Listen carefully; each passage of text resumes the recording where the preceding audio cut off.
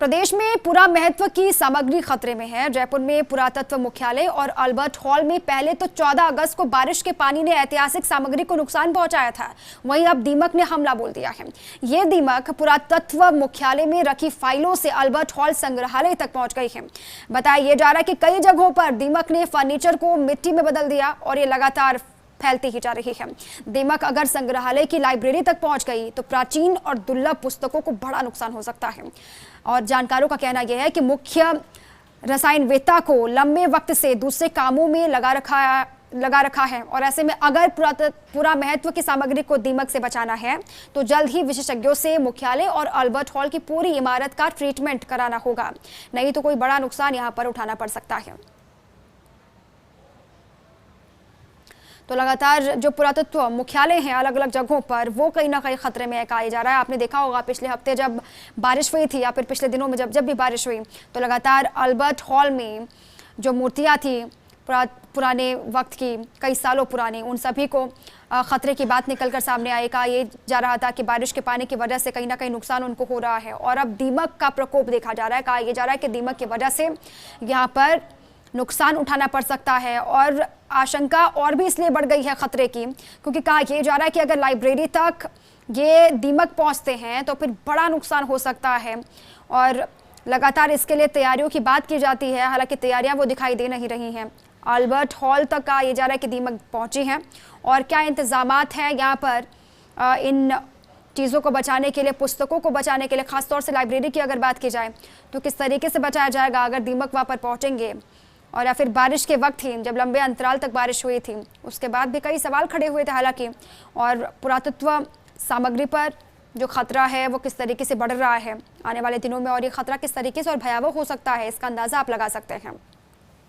जयपुर की हम बात कर रहे हैं, लगातार कहा यही जाता है कि जो पुरातत्व मुख्यालय हैं वहाँ पर चीज़ों की देखरेख के लिए व्यवस्थाएँ पूर्णतया की गई हैं, व्यवस्थाएँ हैं मुकम्मल, जिससे जो सामग्री है उनमें कोई आँच ना आए, उनको कोई खतरा ना हो। लेकिन धीरे धीरे जिस तरीके से खबरें अब निकल कर सामने आ रही हैं ऐसे में चिंता बढ़ गई है और तमाम जो इतिहासकार हैं, जो जानकार हैं, जो पुरातत्वविद हैं वो भी लगातार इसको लेकर अब आशंका जाहिर कर रहे हैं। वो भी कहीं ना कहीं चिंतित हैं और उनकी तरफ से भी ये कहा जा रहा है कि इस ओर ध्यान देने की ज़रूरत है, अभी वक्त है।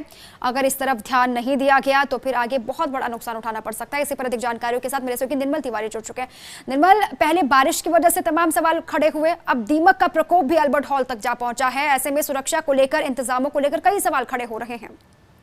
बिल्कुल, देखिए दीपा, जो पूरा सिनेरियो है इसमें साफ तौर पर दिखता है कि पुरातत्व एवं संग्रहालय विभाग, जिसके पास की प्रदेश के इतिहास को संजोने की जिम्मेदारी है, स्मारकों को संजोने की जिम्मेदारी है, उन दस्तावेज जो बहुत हमारी अमूल्य धरोहर माने जाते हैं उनको संजोने की जिम्मेदारी है, वो पूरी तरह से नाकाम रहा है।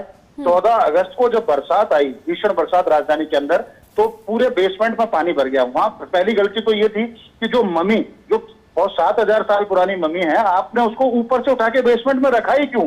और वो किस्मत अच्छी थी कि मम्मी तक पानी नहीं पहुंचा, अगर 10 मिनट और रुक जाते तो मम्मी भी डैमेज हो जाती।